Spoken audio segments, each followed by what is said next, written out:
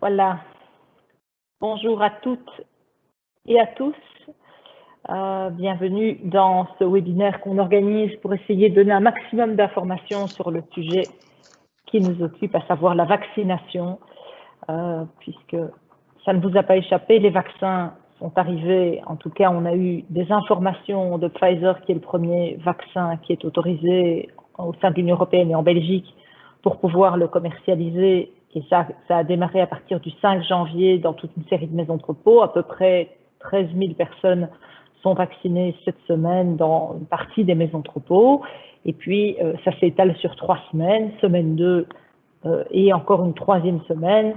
Et puis, nous aurons l'occasion de revenir pour le J21 pour pouvoir enfin être quitte de ce vaccin, pas ce vaccin, mais de ce virus qui nous pollue la vie depuis de nombreux mois et qui s'avère être le seul moyen pour pouvoir retrouver un peu de normalité et sortir d'une situation de crise, puisque à la fois que vous soyez personnel, membre du personnel, résident ou famille, vous avez vu à quel point le virus peut attaquer les personnes âgées, et donc c'est normal aussi, c'est tout à fait légitime que c'est vers les maisons de repos qu'on se tourne pour pouvoir vous protéger dans un premier temps, pour que vous n'attrapiez plus la maladie, et nous espérons aussi que ça permettra de ne pas la transmettre, mais donc ça permettra en tout cas de revivre normalement. Et donc pour pouvoir vous informer de manière la plus neutre et la plus objective possible, nous avons la chance d'avoir en Wallonie un délégué spécial Covid qui est Yvon Angler, l'ancien recteur de l'Université de Bruxelles, qui a accepté de venir porter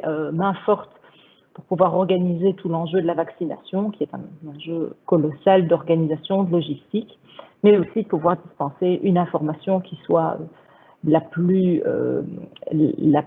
adéquate possible pour que vous puissiez prendre votre décision en connaissance de cause. Je remercie la VIC pour l'organisation de ce webinaire, et sans plus tarder, je cède la parole au professeur Yvon Angler pour vous faire un peu les rétroacts, et puis ensuite que vous puissiez rentrer dans le vif du sujet sur le fonctionnement du vaccin Pfizer. Moderna, on va dire un mot qui vient d'être autorisé, mais aussi que vous puissiez poser toutes vos questions et qu'on puisse y répondre dans la foulée. Monsieur Angler, vous avez la parole. Merci beaucoup, Madame la Ministre. Je suppose que je suis en ligne. Bonjour à tout le monde et tous mes meilleurs vœux pour l'année nouvelle, puisque nous sommes encore au début janvier et que cette phrase est pleine de contenu en ce qui me concerne, puisque nous espérons vraiment que cette année 21 nous donnera une sortie de crise vraiment significative avec cette nouvelle arme qui est l'arrivée des vaccins. Alors, je fais cette présentation normalement avec le professeur Jean-Michel Donnier, qui est un pharmacien qui a une très très longue expérience de l'Union européenne et des organismes de surveillance de la sécurité des vaccins. Il est retenu au Parlement, il va peut-être nous rejoindre en cours de séance, mais sinon, je ferai de mon mieux pour être non pas aussi bon que lui, mais pour vous donner le maximum d'informations.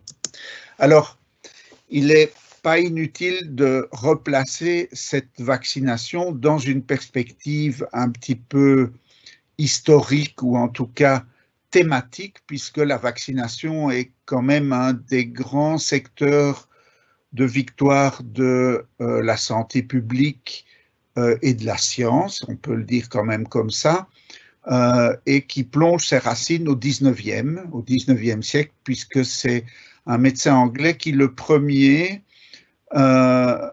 fait un geste actif, au fond, pour vacciner quelqu'un. Alors, qu'est-ce qu'il avait en tête, Édouard Jenner? Il étudiait une maladie de la vache qui s'appelle la vaccine, qui provoque des pustules cutanées, et il avait observé que les fermiers qui étaient au contact de cette maladie et en avait parfois des petites infections bénignes, était peu atteint par une maladie qui faisait des ravages considérables à l'époque, qui est la variole. Et donc, il a eu l'intuition que la vaccine, que cette maladie de la vache provoquait quelque chose chez l'humain qui le protégeait de la variole. Et donc, il a inoculé à un enfant ce contenu de cette pustule bovine et a montré qu'il le protégeait de la variole. Et c'est de cette première idée, de cette première action que vient le mot de vaccination, puisqu'il vient de vaca, la vache, et de la vaccine. Alors c'est surtout un de ses successeurs, Louis Pasteur, qui est resté dans l'histoire. Pourquoi? Parce que Pasteur, lui, est au-delà de l'intuition. Il est déjà dans l'action réfléchie, scientifique et structurée.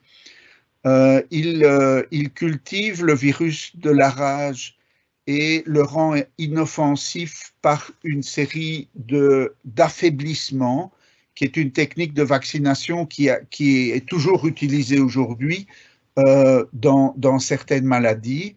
Et il sauve un jeune enfant mordu par un chien enragé en exploitant cette caractéristique très particulière de la rage, qui est que la maladie a un temps d'incubation très long, c'est-à-dire que le temps entre le moment où quelqu'un est mordu par un animal enragé et le moment où il devient malade est de 2 mois en général. Et donc, dans cet entretemps, Pasteur vaccine le petit Joseph Meister et celui-ci ne développe pas une maladie qui, sinon, est pratiquement toujours mortelle. Alors, ces 2 exemples pour rappeler que ce que nous allons discuter aujourd'hui s'inscrit dans une logique qui a maintenant au moins un bicentenaire, qui est au fond de tirer parti d'une observation elle-même très ancienne, bien plus ancienne que la vaccination, qui est que quand on fait une maladie infectieuse et que l'on en guérit, en général, on ne la refait pas une seconde fois, c'est-à-dire qu'on a développé dans notre organisme des défenses, qu'on appelle la réaction immunitaire, qui produit des substances qui attaquent suffisamment précocement une nouvelle invasion par le même microbe et le détruit sans que nous soyons malades. Et ce que fait la vaccination, c'est déclencher ce processus de défense, déclencher la réaction immunitaire sans pour autant devoir expérimenter la maladie et de créer ainsi une mémoire aussi longue que possible qui protège d'une infection. Et comme je le disais, c'est une technique, une stratégie de santé publique qui s'est énormément développée au cours du 19e et surtout du 20e siècle avec la croissance des connaissances dans le domaine de la biologie, de la médecine et de l'immunologie plus particulièrement, qui a fait que toute une série de maladies qui ravageaient nos ancêtres nous paraissent aujourd'hui disparues. Alors, ce n'est pas en général pas vrai, il n'y a pas beaucoup de maladies qui ont entièrement disparu, à part la variole, qui a été éradiquée par une stratégie de l'OMS dans les années 70, dernier est considérée, annoncée comme éteinte au début des années 80. Mais la fièvre jaune, la fièvre typhoïde, la rage dont on a parlé, le tétanos, maladie redoutable qui aujourd'hui est devenue vraiment rarissime grâce à la vaccination, et puis toute une série de maladies infantiles dont certaines tuent encore beaucoup dans le monde, là où la vaccination n'arrive pas, je pense à la rougeole par exemple, etc., etc. Alors, Un des points sur lesquels il faut revenir quand on parle de vaccination, c'est de dire quel type de maladie mérite une vaccination lorsqu'évidemment elle est disponible. Je vous rappelle que ce n'est pas toujours le cas, bien qu'on progresse beaucoup aujourd'hui dans la vaccination contre des maladies qui ne sont pas dues à des virus, mais à des bactéries, voire même à des parasites, hein, puisque la malaria, il y a actuellement de grands progrès dans le domaine de la vaccination contre la malaria, qui est une des maladies qui tue encore le plus dans le monde aujourd'hui. Mais ce n'est pas parce qu'une maladie n'est pas redoutable statistiquement au niveau individuel qu'elle ne fait pas énormément de ravages. Et j'ai voulu vous illustrer ce fait, puisqu'on entend souvent un peu l'idée, oui, mais la plupart des gens, oula, là, j'ai perdu ma... Vous voyez encore ma présentation? Oui, Monsieur Angler, elle est à l'écran. Ah, okay. Bon, c'est moi qui l'ai perdue, alors je vais quand même essayer de la retrouver parce que... excusez-moi, j'ai fait une bêtise. Voilà. Pas de problème. Vous voyez toujours tout? Elle est à l'écran. Vous pouvez y aller, Monsieur Angler. Parfait. Excusez-moi, j'ai fait une fausse manœuvre, c'est ma faute. J'ai donc pris l'exemple de la grippe espagnole, qui est une grippe célèbre parce qu'elle a touché l'Europe occidentale à la sortie de la Première Guerre mondiale en 1918, qu'elle a fait des ravages considérables. On estime entre 50 et 100 millions de morts dus à la grippe espagnole en 1918. En fait, au niveau individuel, la mortalité de la grippe espagnole, c'était 3% des personnes atteintes. Ça veut dire que pour 100 personnes atteintes de la grippe espagnole, 97 ont guéri et 3 sont décédés. En comparaison, on peut prendre une maladie, elle, au risque individuel redoutable, qui est la maladie d'Ebola, qui sévit aujourd'hui en Afrique avec des vagues d'épidémies successives depuis 2013 et dont la mortalité est estimée autour de 60%. Donc ça veut dire que plus d'une personne sur deux qui attrape le virus Ebola en meurt et le nombre de morts comptabilisés est entre 20 et 30 000. Alors, pourquoi? Parce que d'un côté, vous avez une maladie très contagieuse, qui est la grippe espagnole, qui a donc touché des nombres de populations européennes colossales et qui a fait donc que la mortalité en nombre absolu a été très élevée, même si le risque individuel pouvait être plus faible, alors que d'un autre côté, Ebola beaucoup moins contagieux, mais beaucoup plus mortel, et au total, c'est la grippe espagnole qui est de loin la pire.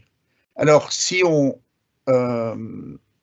adapte ces données à l'épidémie actuelle et qu'on considérerait 3% de décès, on aurait près de 340 000 morts. Et donc, vous voyez que ce n'est pas parce que l'agressivité individuelle est faible que le risque n'est pas important.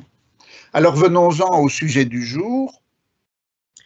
Vous savez que la stratégie de vaccination contre la Covid-19 s'inscrit dans une stratégie européenne. La Belgique est bien trop petite pour pouvoir se défendre sur un marché mondial de lutte contre la Covid-19 et donc nous participons à un consortium des pays européens qui ont négocié ensemble et obtenu un certain nombre de contrats prévisionnels en fonction de vaccins qui étaient au moment où on les a négociés encore en cours de développement. Et vous savez que le premier et tout récemment le second de Moderna ont été approuvés par l'autorité de régulation européenne qui est en charge de notre sécurité et de vérifier que les médicaments que l'on va mettre sur le marché sont à la fois efficaces, sûrs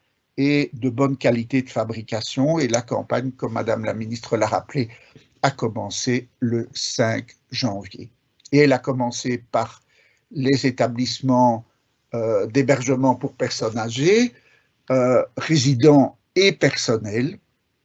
et elles seront suivies par toute une série d'autres catégories dont très rapidement, et vous avez entendu ces derniers jours que l'on va aller de plus en plus vite grâce à l'amélioration de l'approvisionnement en vaccins, qui est en fait le facteur limitant de la vitesse à laquelle nous pouvons vacciner la population, va être suivi par les professionnels de soins, aussi bien au niveau des hôpitaux que les professionnels de soins de première ligne. Alors, on peut dire que nous avons déjà commencé à vacciner les professionnels de soins, puisque dans vos établissements, le personnel est invité lui aussi à pouvoir se vacciner. Et puis, on va aller de plus en plus dans les groupes de plus en plus à bas risque, avec l'objectif, avant la fin de l'année, de couvrir au moins 70% de la population, qui nous permettrait d'avoir ce qu'on appelle l'immunité collective, c'est-à-dire d'empêcher la circulation du virus, ce qui protégerait aussi les non-vaccinés. Alors pour tout ça, il faut une stratégie séquentielle dans le temps, parce que les vaccins ne sont pas tous disponibles et pas en quantité suffisante. Et donc, comme on l'a dit, et c'est ce qui nous intéresse aujourd'hui, on commence depuis le début de cette semaine, à vacciner dans les maisons de repos et de soins. Pratiquement, comment les choses fonctionnent? Les médicaments sont importés par l'État fédéral et stockés dans une série d'hôpitaux qui ont les caractéristiques nécessaires, puisque vous savez que le vaccin de Pfizer, qui est celui dont on va surtout parler aujourd'hui, doit être conservé à moins 80 degrés, et c'est à partir de ces hôpitaux que le jour de la vaccination, ou la veille ou l'avant-veille, puisque le vaccin décongelé peut être employé pendant 5 jours, que l'hôpital décongèle le vaccin, le transporte à la maison de repos, et il est à ce moment-là préparé et distribué en doses individuelles, et les personnes qui ont marqué leur volonté d'être vaccinées sont vaccinées, le personnel par la médecine du travail, les résidents par les médecins coordinateurs ou le personnel qui travaille avec eux, puisque le personnel infirmier est en toute autonomie légalement en droit de vacciner. Alors, pour réussir une campagne de vaccination, il faut 3 éléments. Le premier, c'est un bon vaccin, et on va y revenir. Nous pensons vraiment qu'on a les données suffisantes pour pouvoir dire que c'est un bon vaccin. Il est même à beaucoup d'égards, alors je ne sais pas si on peut dire meilleur, mais en tout cas mieux positionné que beaucoup d'autres dans la vie courante que nous utilisons régulièrement. La seconde, c'est de susciter la confiance et l'adhésion, et toute la littérature montre qu'il faut être transparent, expliquer ce qu'on sait et aussi expliquer ce qu'on ne sait pas, et c'est ce que je vais essayer de faire pendant l'heure qui nous est accordée ici. Et enfin, il faut que l'accès au vaccin soit facile. On sait que si c'est compliqué de prendre rendez-vous, d'aller sur le centre de vaccination, de remplir des tas de papiers, les gens se découragent à juste titre. Et bien entendu, ici, la question ne se pose pas, puisqu'on va venir à vous. Alors voilà les 5 vaccins qui sont actuellement préachetés par la Belgique pour les planifications de l'année 2021. Et nous avons donc le vaccin de Pfizer, qui a été le premier à avoir fini tout son processus d'expérimentation et de validation, 5 millions de doses commandées par la Belgique. Le second, qui vient d'être enregistré au niveau européen et donc disponible pour la Belgique, est le vaccin Moderna, 2 millions de doses, et on attend a priori en troisième lieu le vaccin anglais d'AstraZeneca, qui ne devrait arriver qu'un petit peu plus tard, et puis les autres. Alors, je vais prendre les diapositives que Jean-Michel m'a gentiment envoyées pour que je puisse partager avec vous sa présentation.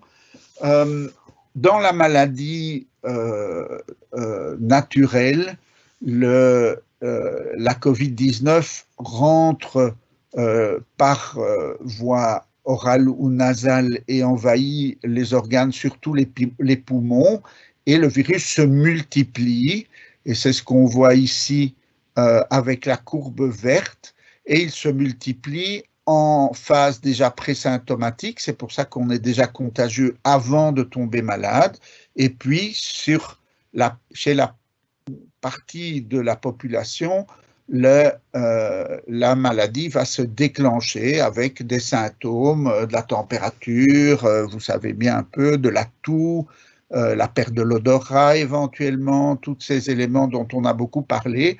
Un certain nombre de gens ne vont pas développer des symptômes et on n'est pas en état aujourd'hui de pouvoir vraiment expliquer pourquoi.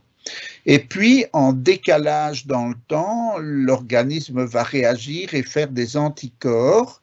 Et chez beaucoup de personnes, ces anticorps vont être suffisants pour contrer le virus et la quantité de virus va diminuer puis progressivement disparaître et les symptômes vont disparaître avec elle.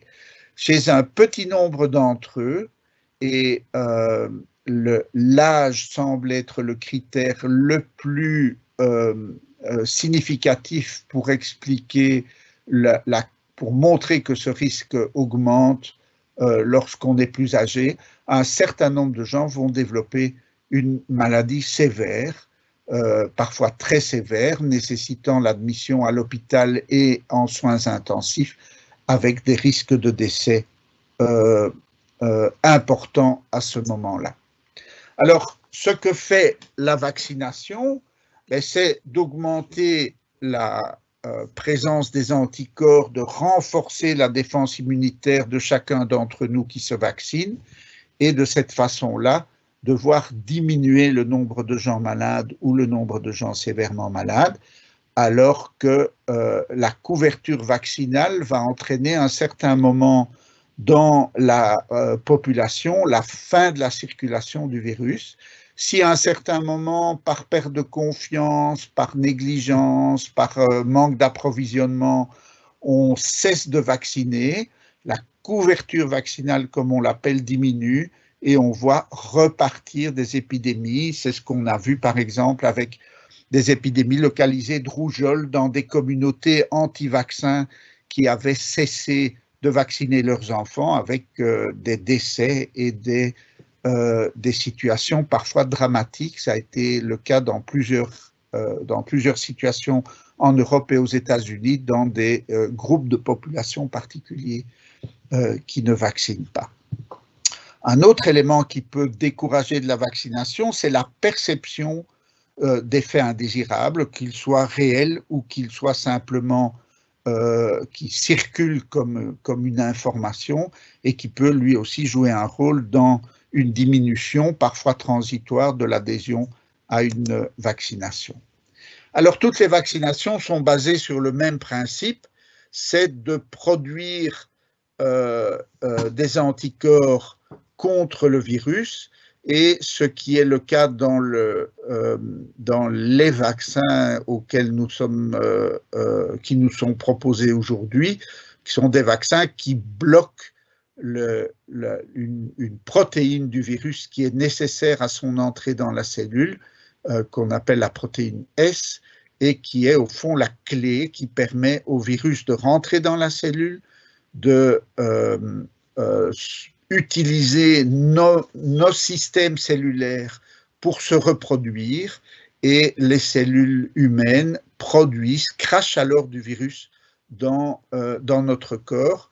Ce virus est reconnu par les systèmes de défense de l'organisme qui produisent des cellules de mémoire et des anticorps qui viennent se fixer sur le virus et le détruisent, et c'est comme ça que la réaction immunitaire nous permet de guérir de la maladie la plupart du temps.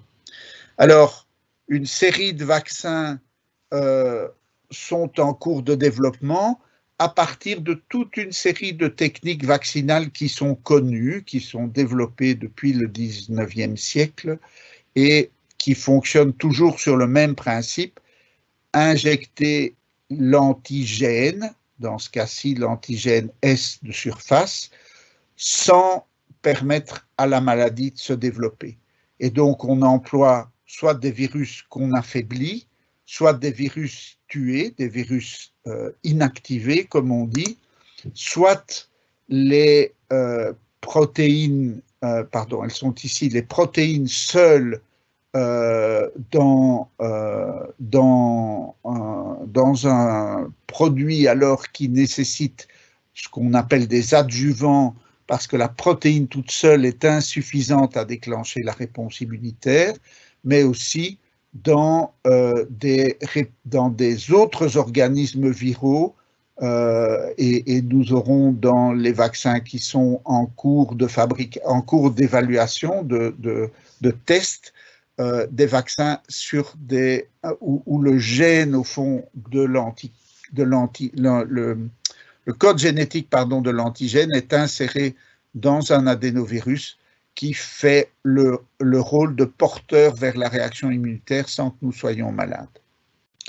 Et enfin, et c'est les vaccins dont qu'on vous propose aujourd'hui, une technique qui est basée sur un principe assez élégant, qui est de demander à nos cellules de fabriquer l'antigène en lui en donnant le code sous forme d'un RNA messager.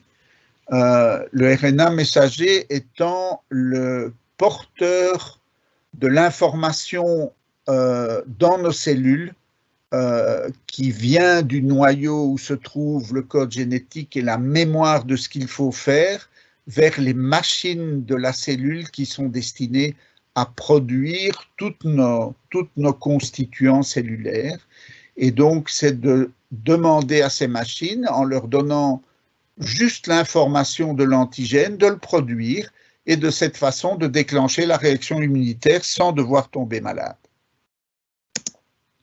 Et c'est le cas du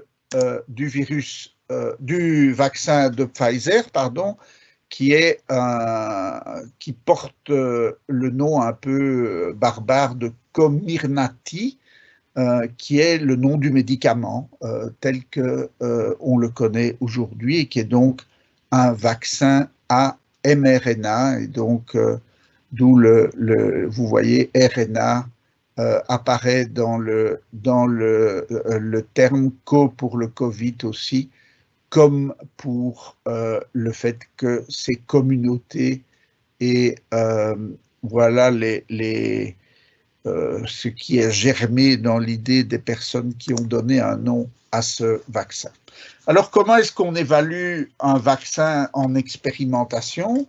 Il y a toute une série d'études précliniques qui consistent à étudier le virus, à étudier ses antigènes, de voir là où on pourrait l'attaquer, puis de faire de l'expérimentation animale, puis d'avoir un produit que l'on teste sur un petit nombre d'êtres humains pour vérifier que tout va bien, et puis, et c'est là que les choses deviennent sérieuses en ce qui nous concerne, de faire ce qu'on appelle des études cliniques de phase 3, où un nombre relativement important de gens sont répartis en deux groupes, un groupe qui reçoit le candidat vaccin et un groupe qui reçoit un placebo, c'est-à-dire la même procédure, mais sans que le produit actif ne soit là, et personne ne sait, les personnes vaccinées ou les personnes qui sont dans le groupe témoin, lequel des deux ils ont reçu,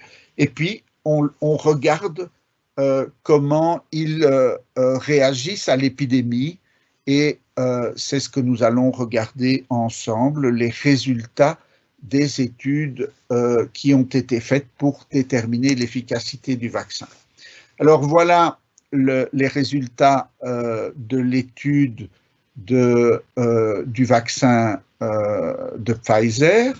D'abord, j'attire votre attention sur les chiffres, le nombre de personnes inclus dans l'étude, 21 dans le groupe qui a reçu le vaccin, 21 000 dans le groupe contrôle, c'est 50-50, ce qui est énorme. Vous devez savoir que la plupart des médicaments que vous prenez et qui ont été enregistrés ont été testés sur quelques milliers de gens, 3 à 5 000, c'est déjà considéré comme beaucoup. Ici, le nombre a été beaucoup plus élevé, ça veut dire aussi que la sécurité en termes de détection d'effets indésirables est beaucoup mieux connue que d'habitude, et c'est en ça que je voulais dire tantôt que sur certains aspects, les vaccins qui nous sont proposés aujourd'hui sont des vaccins qui ont un niveau de sécurité et d'évaluation particulièrement élevé. Et vous voyez que dans le groupe qui n'a pas reçu le produit actif, il y a eu dans ce groupe 162 personnes qui ont attrapé la maladie et la COVID-19, dont 9 ont eu une maladie sévère, alors que dans le groupe contrôle, seules 9 personnes ont attrapé la maladie, et sur ces 9, 8 ont simplement eu une maladie légère ou modérée, en tout cas sans complications significatives. Et on voit, voilà toute l'étude clinique avec le nombre de jours après l'injection de la première dose. Vous voyez dans le groupe contrôle que régulièrement des personnes attrapent la COVID en fonction de l'épidémie dans l'endroit où ils ont été. Et de l'autre côté, ceux qui ont eu le produit actif au début après l'injection sont évidemment infectés comme les autres parce qu'il n'y a pas encore eu le temps d'avoir une réaction, mais très vite, et déjà après 10 à 12 jours, on le voit ici sur le schéma agrandi, on voit que les choses se différencient et que les personnes qui ont reçu le vaccin sont protégées et cessent de tomber malades.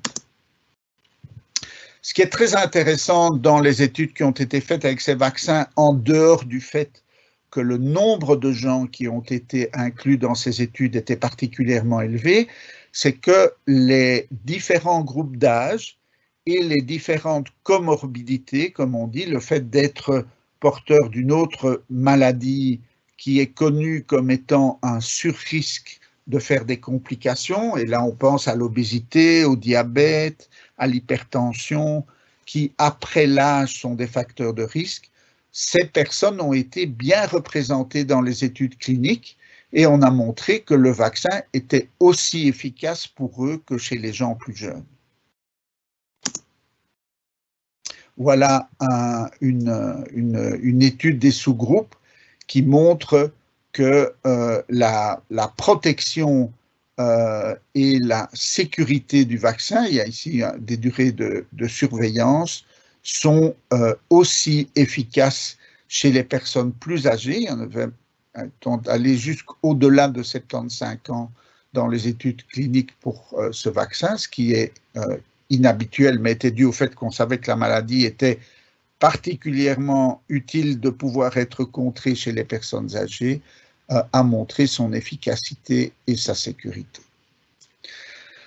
Voilà les personnes de comorbidité qui ont été aussi assez bien présentes dans les études, avec des efficacités toujours autour des efficacités décrites en moyenne de 95% de protection contre la maladie.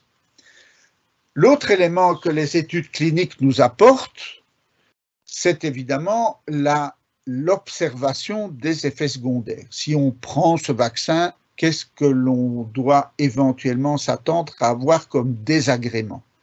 Alors, ce sont des désagréments, ce qu'on appelle des effets secondaires assez classiques pour un vaccin. À l'endroit où on a piqué, il y a une réaction immunitaire locale déjà qui fait qu'on a un petit peu mal, c'est rouge, c'est gonflé pendant quelques jours et on peut avoir de la fièvre, des maux de tête, des douleurs musculaires comme on a avec le vaccin de la grippe. C'est au fond très semblable.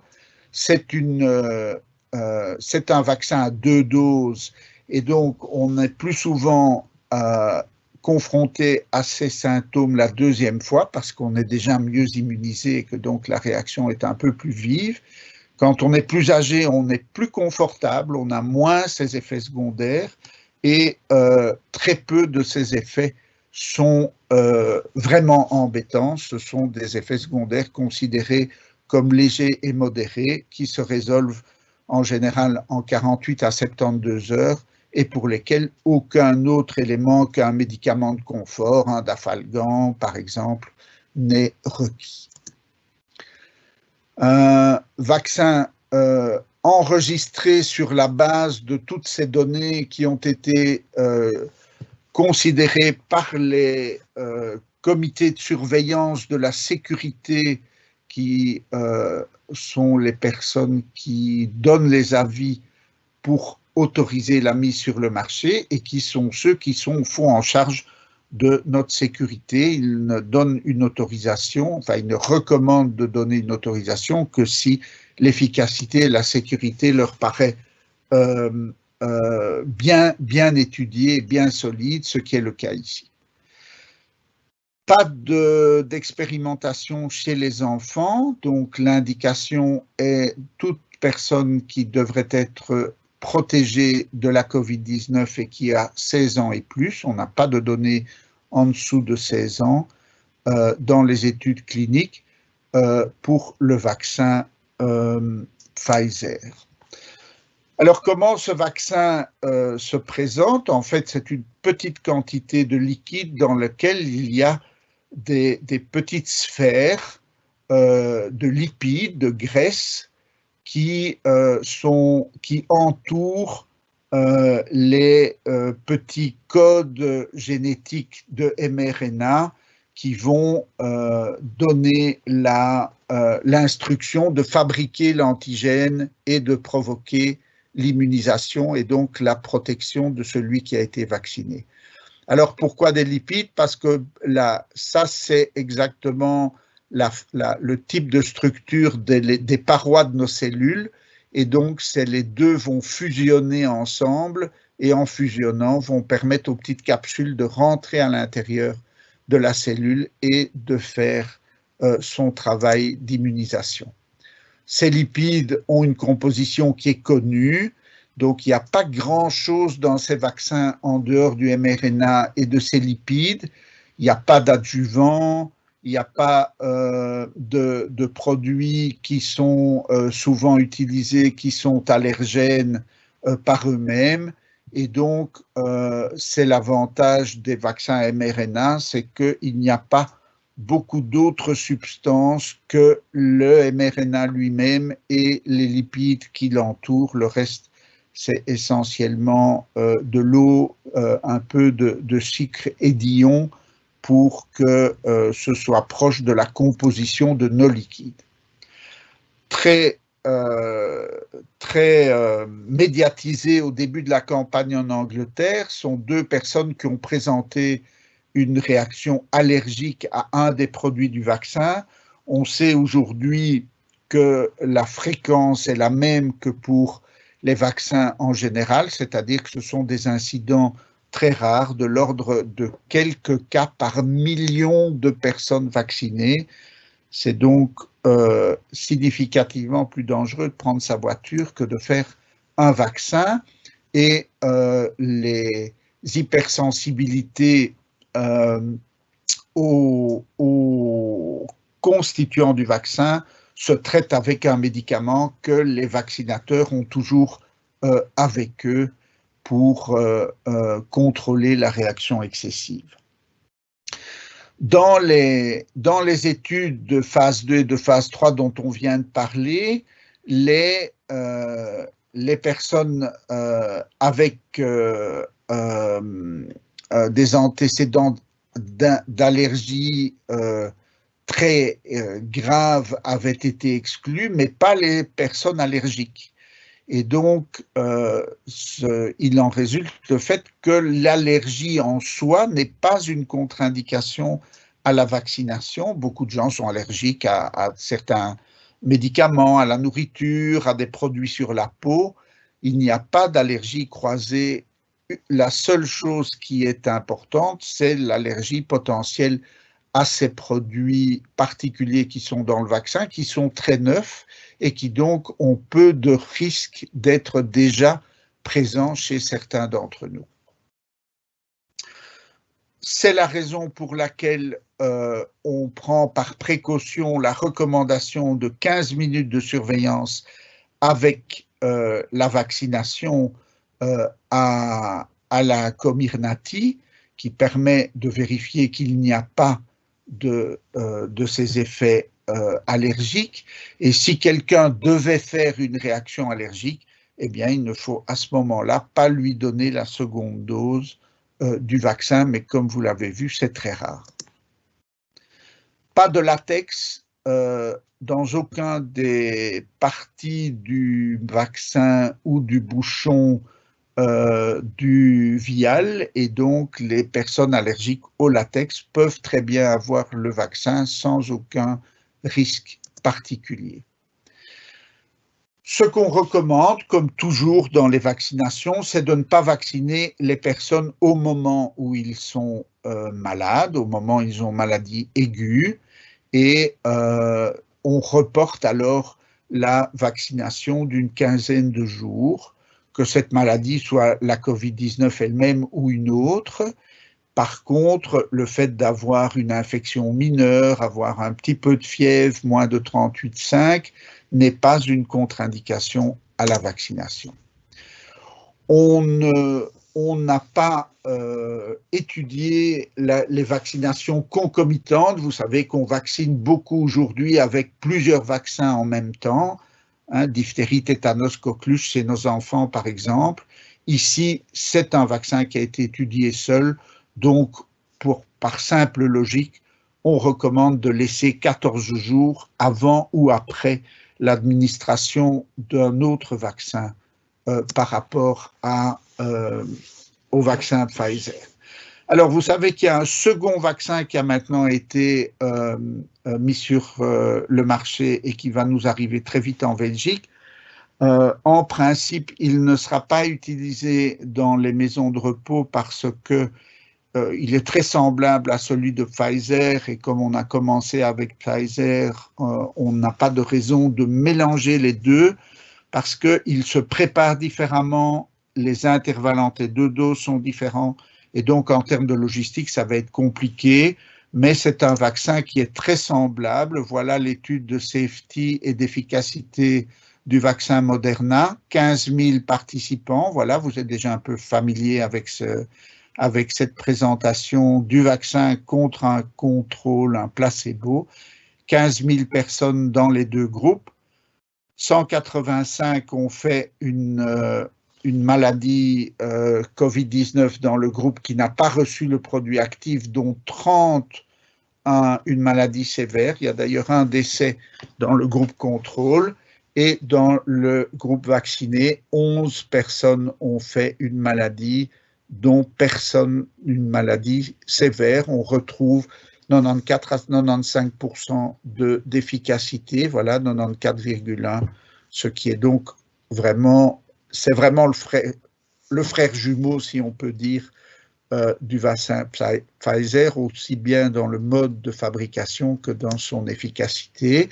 Et vous voyez ici la courbe de l'essai clinique avec le nombre de personnes qui attrapent le virus dans le groupe contrôle et la protection très efficace qu'offre ce vaccin.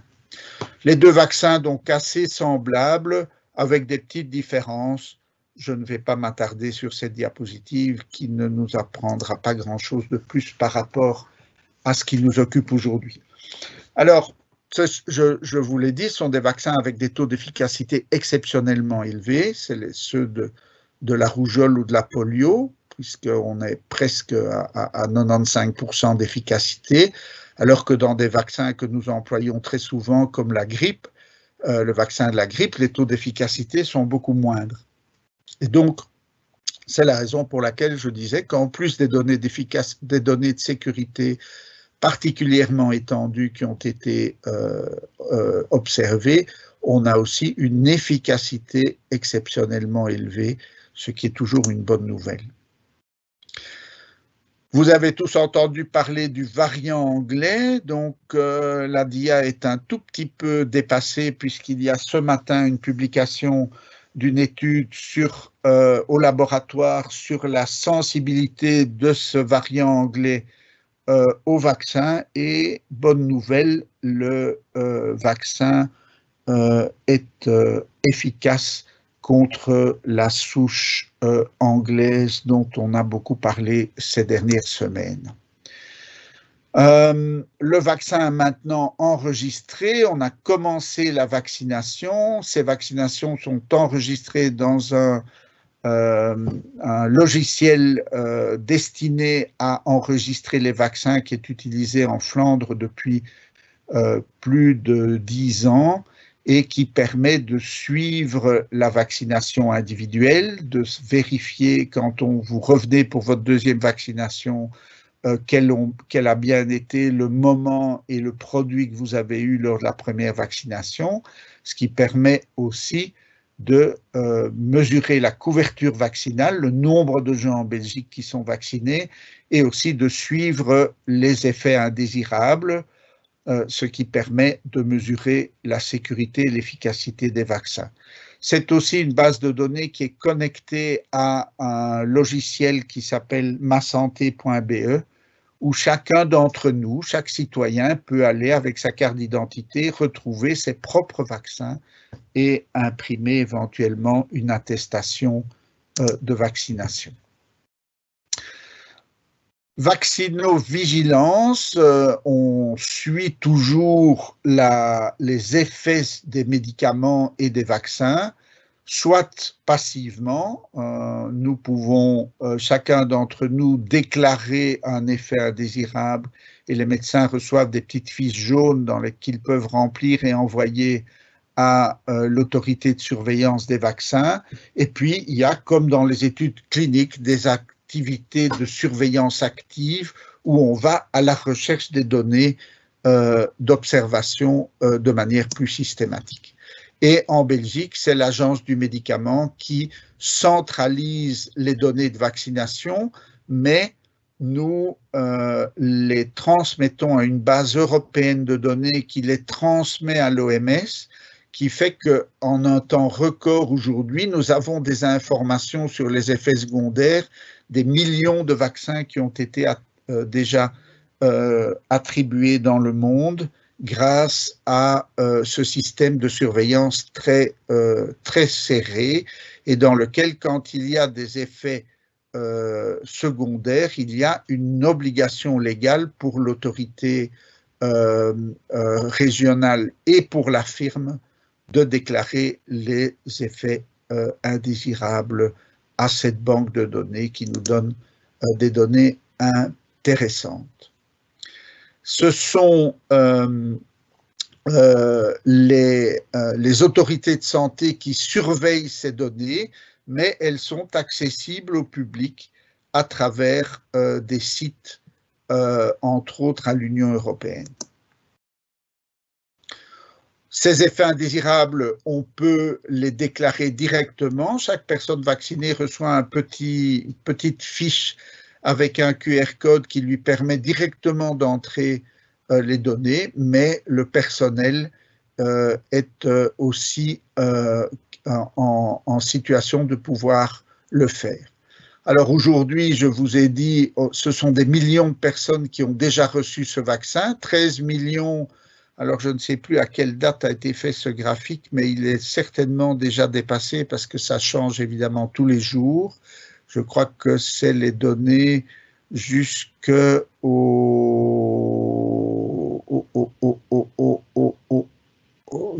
janvier quand même. Donc, il y a une mise à jour ce mois-ci par les données dans les pays qui ont été plus rapides que nous, essentiellement les États-Unis, l'Angleterre et Israël, qui ont été ceux qui ont le plus utilisé déjà ce vaccin Pfizer.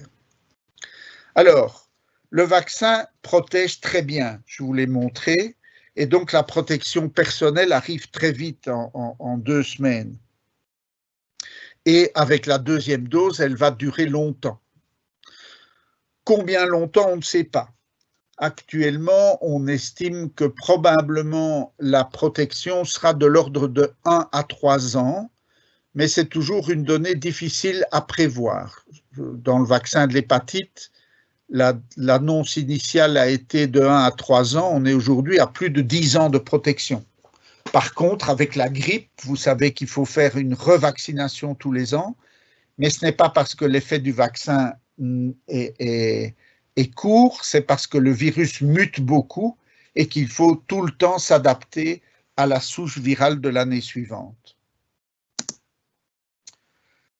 Et donc, nous voilà au début de la fin de la pandémie, mais surtout à la fin de son début, puisqu'il va falloir maintenant transformer un bénéfice individuel en bénéfice collectif et donc convaincre le plus grand nombre de gens de se vacciner pour se protéger soi, mais aussi pour permettre progressivement à ce que nous retrouvions tous une vie normale. Maintenant, je vous l'ai dit, l'approvisionnement en vaccin est limité, elle va prendre donc, la campagne de vaccination va prendre du temps, et il va y avoir toute une période pendant laquelle il va falloir continuer à se protéger et à protéger les autres, à utiliser les gestes barrières, parce que nous serons, enfin vous serez un petit nombre de privilégiés, entre guillemets, à être déjà vaccinés en face de tous ceux qui attendent leur tour et que l'on essayera de vacciner le plus vite possible. Alors, vaccination volontaire ou vaccination obligatoire, vous avez entendu qu'il y a eu ça a fait couler beaucoup d'encre, beaucoup de débats. La discussion est close pour cette campagne de vaccination actuelle. L'autorité politique a tranché, c'est une vaccination gratuite et volontaire. Vous avez donc chacun le droit plein et entier de demander d'être vacciné ou de décider de ne pas l'être. Et personne ne peut vous reprocher votre choix. Chaque citoyen a le droit de consentir librement. Le consentement est oral, il n'y a pas de nécessité d'un consentement écrit. Ceci est évidemment conforme à la loi du 11 décembre 2002 sur les droits du patient. Voilà. Parfait. J'ai été un petit peu plus long que Jean-Michel. Je suis moins rodé, évidemment, que lui à cet exercice. Ce sont en grande partie ces slides et je le remercie, évidemment, de m'avoir autorisé à vous les partager avec vous. Alors, professeur Angler, il y a quelques questions que je peux peut-être lire. Donc, première question, c'est donc le vaccin nous permet de ne plus contracter la maladie, qui a une grande efficacité, mais par contre, est-ce qu'on peut encore transmettre? Alors, c'est une des choses qu'on ne sait pas. Donc, je vous ai dit qu'on dirait ce qu'on sait et qu'on dirait ce qu'on ne sait pas. C'est quelque chose qui est parfois surprenant pour chacun d'entre nous, mais nous pouvons porter un virus qui ne nous attaque pas parce que nous nous défendons bien. Et donc, nous sommes aujourd'hui encore en attente. C'est probablement une des données scientifiques que nous attendons avec le plus d'impatience, c'est de connaître la capacité du vaccin à nous empêcher de continuer à exprimer le virus, à le produire et donc à pouvoir contaminer les autres. On aura, je pense, de plus en plus vite maintenant des données, puisque vous avez vu que le vaccin est parfois déjà très largement utilisé à certains endroits, mais aujourd'hui, on n'a pas tout à fait les éléments nécessaires à répondre à cette question convenablement, et c'est une des raisons pour lesquelles on recommande de continuer les gestes barrières et la protection le temps que nous ayons ces données-là, mais aussi le temps que suffisamment de gens soient protéger autour de nous pour empêcher la circulation du virus. Ce que de toute façon une personne vaccinée continuera à faire, c'est éventuellement avoir du virus sur ses mains qu'elle pourrait transmettre à quelqu'un d'autre. Nous avons donc tous intérêt à ce que le plus de gens soient vaccinés de façon à ralentir le nombre de personnes qui sont contaminants et qui permettent la circulation du virus que nous pouvons toujours avoir sur nos mains, sur nos lèvres, même si on devait montrer que le vaccin empêche que notre corps ne les reproduise. Merci. Alors, on demande, dans le cadre des flacons, c'était des flacons de 5 que nous avions achetés ou que toute l'Union européenne a achetés. Il y en avait en réalité 6 dedans, ou en tout cas c'est possible avec une seringue qui soit de 1 millilitre de pouvoir faire 6 doses. Et donc nous avons 6 vaccinations et donc nous avons communiqué cette information hier soir et ce matin à l'ensemble des structures pour qu'elles puissent procéder de la sorte, en tout cas pour les vaccins Pfizer. On sait qu'en termes de procédure, les choses seront différentes pour chacun des vaccins qui seront amenés à être autorisés. En l'occurrence, celui de Moderna, il n'y a pas de préparation de ce type. Alors, Monsieur De Roof demande s'il y a un danger pour une personne qui est dialysée de se faire vacciner. Non, au contraire, il y a une recommandation. Et donc, nous sommes d'ailleurs sollicités par les néphrologues pour attirer l'attention sur l'intérêt, évidemment, à vacciner les personnes en insuffisance rénale et en dialyse. Ça fait partie d'ailleurs des données cliniques que l'on possède et de la recommandation du Conseil supérieur de la santé de vacciner les personnes en insuffisance rénale chronique. Le point est toujours de savoir dans quel ordre les groupes prioritaires doivent être vaccinés.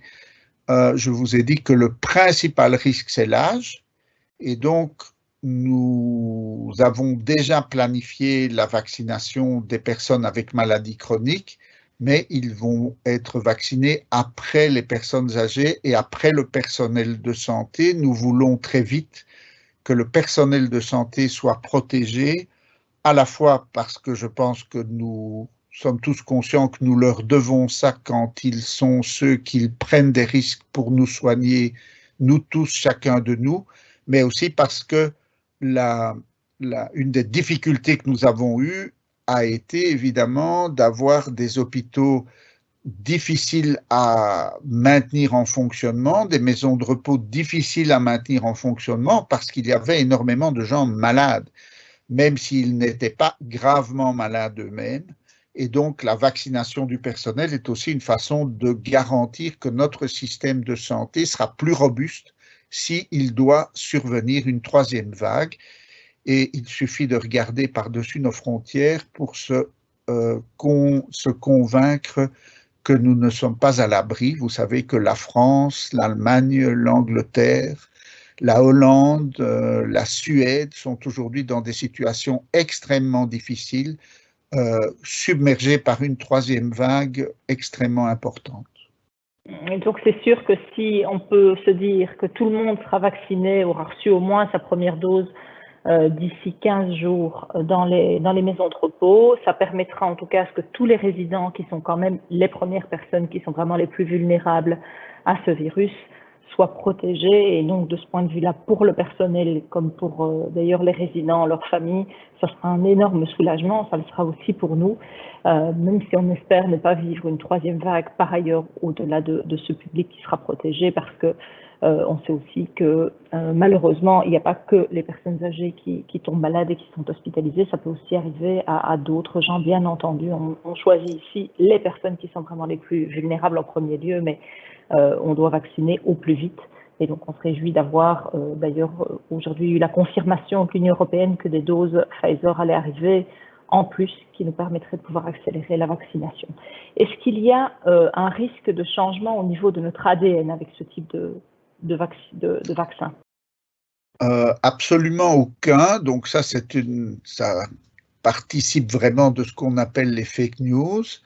Donc le mRNA est une structure qui va du noyau dans le cytoplasme, qui va donc du noyau de la cellule dans la partie charnue de la prendre une allégorie pour représenter une cellule. Je prends une pêche. Dans une pêche, vous avez un noyau dans lequel se trouve le code génétique, l'ADN, et une partie charnue, qui est celle que nous aimons manger, dans laquelle se trouve l'usine qui produit les antigènes dont nous parlons. Le mRNA dans la cellule naturelle, elle est fabriquée dans le noyau et elle transporte la recette de cuisine de ce qu'il faut fabriquer à l'usine qui doit le faire et qui est dans la partie charnue. Le mRNA est incapable d'aller dans l'autre sens. Et donc, les mRNA que nous injectons lorsque nous vaccinons quelqu'un avec un vaccin Pfizer ou Moderna d'ailleurs, puisque c'est les deux, c'est la même technique, nous mettons en route l'usine qui fabrique l'antigène, et puis le mRNA, après un temps d'ailleurs assez court, va être détruit par la cellule, et il n'est de toute façon jamais capable de remonter vers le noyau, et donc il n'y a pas de risque d'impact sur notre code génétique avec le vaccin. Merci. Qu'est-ce qu'il en est pour les personnes qui sont, par exemple, sous chimio ou qui ont une faible immunité? Alors, il y a une recommandation pour ces vaccins de vacciner ces personnes. Il n'y a pas, c'est un vaccin où il n'y a pas de structure vivante, donc il n'y a pas de risque pour les gens immunodéprimés. Tout ce que l'on sait, c'est que pour certaines formes d'immunodépression, comme le VIH par exemple, où les gens avec cette maladie-là ont été inclus dans les essais cliniques, ils ont une protection qui est tout à fait bonne. Ce que l'on peut craindre avec les immunodéprimés dans certaines situations particulières, c'est une protection un peu moins bonne, une immunité moins facile, mais pas un risque particulier. Donc, il n'y a pas de contre-indication à vacciner dans ces cas-là. Est-ce que les positifs asymptomatiques peuvent se faire vacciner? Alors ça fait couler beaucoup d'encre et je dirais aujourd'hui que la réponse qu'on peut faire est la suivante. Le fait d'avoir des anticorps ou de ne pas en avoir, quand je dis d'avoir fait, pardon, je fais un raccourci, d'avoir fait l'infection, d'avoir ou de ne pas avoir des anticorps ne contre-indique en rien la vaccination. Dans les études cliniques qui ont été faites pour tous les vaccins dont nous avons parlé aujourd'hui, des personnes avec anticorps et des personnes qui avaient fait le Covid ont été inclus. Pas de problème, pas de diminution de la protection que donne le vaccin, et il n'y a donc pas d'inconvénient à vacciner. Je sais, et je pense que ce n'est pas un débat qui soit entièrement clos, qu'on peut imaginer de retarder la vaccination des personnes qui ont des anticorps au bénéfice, non pas parce qu'on aurait une inquiétude, mais pour réserver les vaccins aux autres. Mais on sait bien que la protection que donne la maladie naturelle est aujourd'hui très difficile à évaluer et très instable. Et donc la décision qui a été prise, c'est de vacciner toutes les personnes qui n'ont pas de contre-indication à la vaccination, et comme vous avez entendu, il n'y en a pas beaucoup, et qui le désirent bien sûr, puisque la vaccination est volontaire, et de ne pas refuser le vaccin à des personnes qui auraient déjà fait la maladie. Vous savez qu'il y a des réinfections et des nouvelles infections chez les personnes qui ont quelques mois avant déjà fait la COVID-19.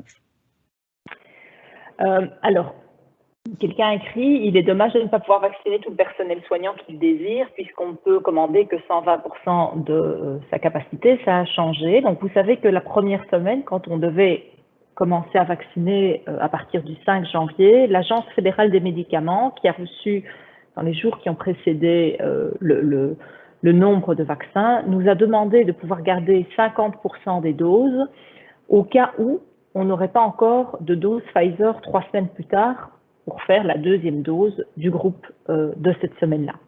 Et donc, par prudence, nous avons effectivement gardé une partie de ce stock, presque 50%, en considérant que si on devait avoir un problème de livraison Pfizer, nous aurions au moins l'assurance de pouvoir vacciner la deuxième dose, ce groupe-là. On a depuis quelques jours eu le programme. On nous garantit au niveau de l'agence fédérale que jusque le 27 mars au moins, nous aurons des livraisons qui sont assurées. Donc, nous pouvons utiliser 100%. Ça veut dire concrètement qu'à J21, on va vacciner dans les données qu'on a pour des questions d'organisation, notamment pour les préparations, etc., comme c'était prévu et comme les circulaires l'ont évoqué ou comme les courriers de M. Angler. Vous aurez de quoi vacciner tous les résidents qui le souhaitent et environ un tiers à 40% selon le nombre de résidents qui voudront se faire vacciner, de personnel. Et à J21, donc quand on reviendra, quand la médecine du travail reviendra, à ce moment-là, on aura les doses aussi pour le reste du personnel qui n'aurait pas pu se faire vacciner mais qui le souhaitait, en manière telle de pouvoir finaliser, on viendra alors à J21 pour eux, de pouvoir vacciner tout le monde. Et donc à J21, normalement, tout le personnel et tous les résidents seront vaccinés au moins à la première dose, une partie de dose et une dose. Et donc on reviendra dans la maison de repos par la suite. Si je peux revenir là-dessus, parce que je pense que pour le personnel comme pour les résidents, c'est une notion importante. Donc je ne vais rien dire d'autre que ce que vous avez déjà dit, mais je veux juste réinsister. On m'a appris à l'université que répéter est parfois utile. Toutes les personnes qui souhaitent être vaccinées en maison de repos auront l'occasion de se vacciner, comme Madame la ministre l'a dit, soit ils le sont déjà dans le programme de cette semaine, de ces 3 semaines de premier tour, soit ils auront l'occasion de recevoir leur première dose quand nous allons revenir donner la deuxième dose 21 jours plus tard. Ça veut dire que si certains n'ont pas pu être vaccinés parce qu'il n'y avait pas de dose en suffisance dans le personnel soignant, ils seront vaccinés de manière tout à fait sûre lors de ce deuxième passage. Si quelqu'un avait justement la grippe au moment où on a fait la première vaccination, n'a pas pu l'avoir, il l'aura à ce moment-là. Mais si certains qui hésitaient et qui ont décidé de ne pas le faire à ce premier tour, dans 3 semaines, disent, après avoir vu que tout le monde va bien et que la vaccination continue à progresser partout en Belgique et dans le monde, se disent, moi je me ferais bien protéger aussi, il n'y a pas de problème à ce que l'on les prenne à ce moment-là pour faire leur vaccination. Et on reviendra une 3e fois pour la deuxième dose des personnes qui seront vaccinées. Donc, alors, si on parle ici au personnel et aux résidents de maisons de repos qui vont être vaccinés cette semaine qui arrive là maintenant du 8, on reviendrait donc la semaine du 1er mars, c'est-à-dire 21 jours plus tard. Et à cette occasion-là, on peut vacciner en première intention des personnes qui n'ont pas pu être vaccinées ou qui n'ont pas voulu être vaccinées dans la semaine qui vienne. Et on reviendra 3 semaines après pour leur attribuer la seconde dose. Dans ces cas-là, on dit la répétition fixe la notion. Voilà. Professeur. Alors, c'est finalement, si jamais il y avait un gynécologue obstétricien dans l'Assemblée, est-ce que vous pourriez répondre à la question suivante? Pourrait-il y avoir une incidence sur la fertilité? Est-ce que de ce côté, on a étudié ça pour les futures mamans? Alors, la question de la vaccination et de la grossesse est une question d'abord que je connais bien, puisque je suis gynécologue obstétricien, comme la ministre l'a laissé sous-entendre, mais aussi parce que c'est un domaine qu'on suit avec énormément, évidemment, d'attention. La plupart des vaccins sont aujourd'hui connus pour être sûrs pendant la grossesse. Il y en a même un certain nombre, dont le vaccin contre la grippe, je le rappelle toujours, qui est fortement recommandé aux femmes enceintes qui font des grippes beaucoup plus sévères que la population générale. Alors ici, on est dans une situation qui est encore un tout petit peu inconfortable de ce point de vue-là.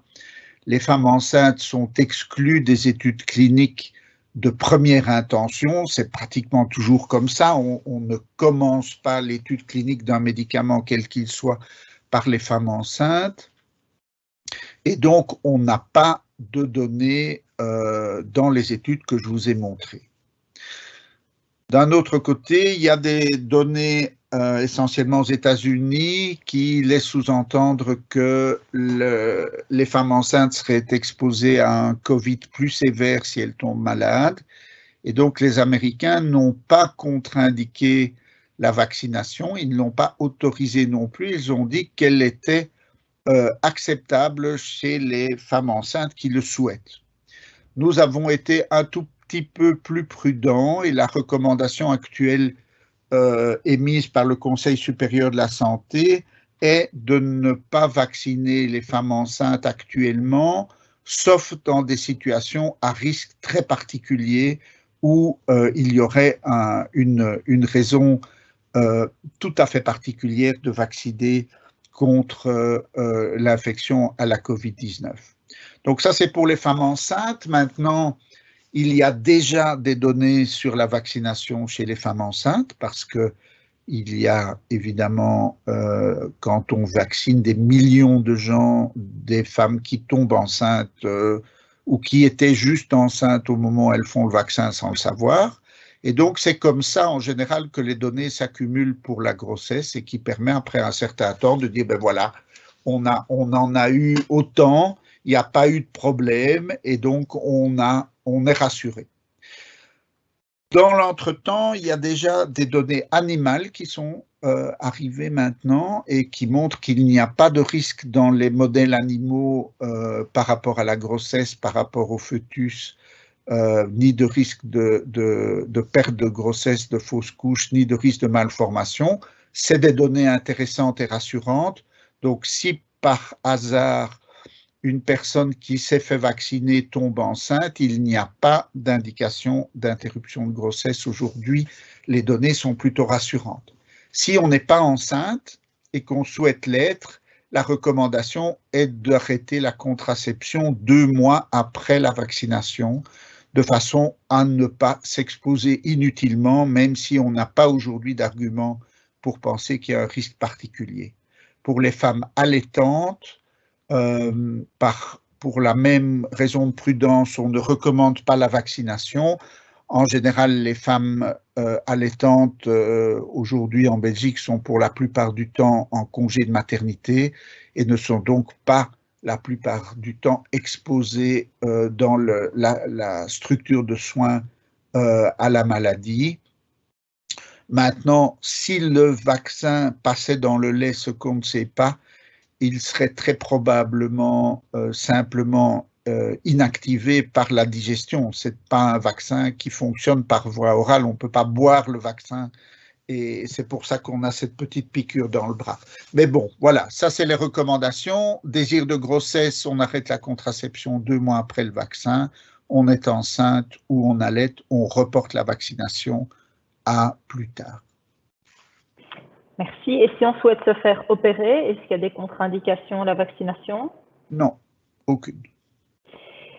Alors, l'INSEE vous dit qu'un médecin avait dit que si les résidents changeaient d'avis, on ne pourrait pas. Mais donc, comme je l'ai expliqué au départ, comme nous n'avions pas d'assurance, on ne pouvait pas promettre que nous allions repasser. On devait dire, on est sûr pour les 120%, ce qu'on avait proposé. Et puis, dans un deuxième temps, on verra si c'est possible de repasser. Ça dépendra des commandes Pfizer qui seront ou pas stabilisées. Elles sont stabilisées, on a les informations et donc on peut vous confirmer désormais que nous repasserons. Mais donc l'information qui vous a été donnée ne devait pas être une fausse information au moment où elle vous a été donnée. Béranger, pour les résidents qui entrent dans la maison de repos, entre les 2 doses, est-ce qu'ils pourront également recevoir la 2e dose au 3e passage? Je pense qu'on y a répondu tout à l'heure. Oui, la réponse est oui. Excusez-moi, mais je n'ai pas compris clairement votre réponse sur les positifs actuels asymptomatiques. Vous êtes Oui. positif asymptomatique, est-ce qu'on peut se faire vacciner? Oui. Voilà. De la même manière que les personnes qui ont eu le Covid et qui ont, même s'ils ont des anticorps, il est recommandé de se faire vacciner également. Dans une maison de repos, que doit-on prendre comme précaution quand moins de 10 personnes sont non vaccinées? Doit-on les isoler ou les protéger? Pour les protéger, est-ce qu'il y a une différence qui sera faite si 90% des résidents sont vaccinés pour les 10 autres pourcents? Écoutez, actuellement, non. Je pense que la lutte contre les épidémies à l'intérieur de la maison de repos va continuer dans un premier temps telle qu'elle est, et on reviendra vers vous dès que nous avons des données solidifiées sur la façon dont les choses se passent et que l'on peut alléger les mesures. On sait bien que tout le monde est impatient d'alléger les mesures et on va suivre la situation pour pouvoir adapter les mesures dès que possible. Et pour les résidents qui devraient arriver a posteriori, après la vaccination, eh bien, forcément, ils ne seront pas vaccinés. Par contre, nous espérons avancer au plus vite pour pouvoir permettre que les personnes de plus de 65 ans puissent se faire vacciner en fonction des approvisionnements et des autorisations d'autres vaccins que nous aurons. Plus vite on recevra d'autorisations et des vaccins, plus vite on pourra vacciner cette tranche-là. Et donc, a priori, ce qui est dans le tiroir, c'est de pouvoir vacciner les gens en fonction de leur tranche d'âge. Donc, on commencera par les plus âgés qui vivent chez eux, et donc, a priori, qui sont plus susceptibles d'entrer en maison de repos également et qui développeraient des risques de comorbidité ou de fragilité liée au virus. Et donc, on peut considérer donc que dans les prochains mois, ces personnes seront également couvertes par la vaccination. Alors, soit elles rentreront dans la maison de repos avant cette date et elles ne seront pas vaccinées, soit elles attendront leur tour pour se faire vacciner dans la tranche qui leur sera dédicacée, probablement. Alors, je ne vais pas donner de date, on attend de voir au printemps, à partir du printemps, le plus tôt sera le mieux. Voilà, je pense qu'on a. Oui, le plus vite sera le mieux. Maintenant, ce qu'on peut peut-être aussi dire, c'est qu'à partir de 2022, ce que nous pensons, c'est qu'après cette phase de vaccination en grand flacon pour essayer de vacciner le plus de personnes le plus vite possible partout dans le monde, on aura des doses individuelles. Les médecins traitants pourront, comme pour n'importe quelle autre vaccination, vous prescrire un vaccin et le faire.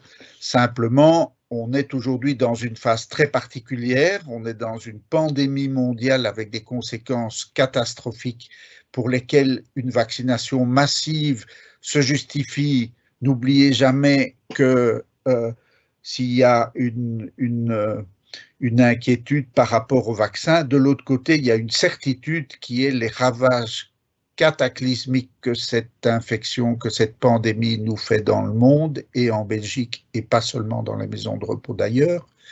Et donc, le bénéfice de la vaccination est indiscutablement énorme. Et donc, nous conviendrons ensemble que dans les prochaines semaines, ce sera évidemment un très gros soulagement quand nous pourrons dire que les maisons de repos seront protégées de ce satané virus. Et puis, pour le reste de la population, nous aborderons évidemment avec eux les questions qui se poseront de manière différente, mais c'était important qu'on puisse aussi répondre à vos questions qui sont peut-être un peu plus spécifiques ou qui se posent maintenant, puisqu'on va vous demander si vous souhaitez rentrer dans la vaccination et dans la programmation qu'on organise dans les 2 prochaines semaines qui arrivent. Voilà, il me reste à vous remercier, à vous souhaiter à tous un excellent travail et une bonne continuation. S'il y a des résidents également, eh bien, bonne continuation à vous aussi. C'est-à-dire excellent travail parce que votre travail est derrière vous. Et professeur Engler, je vous laisse le mot de la fin.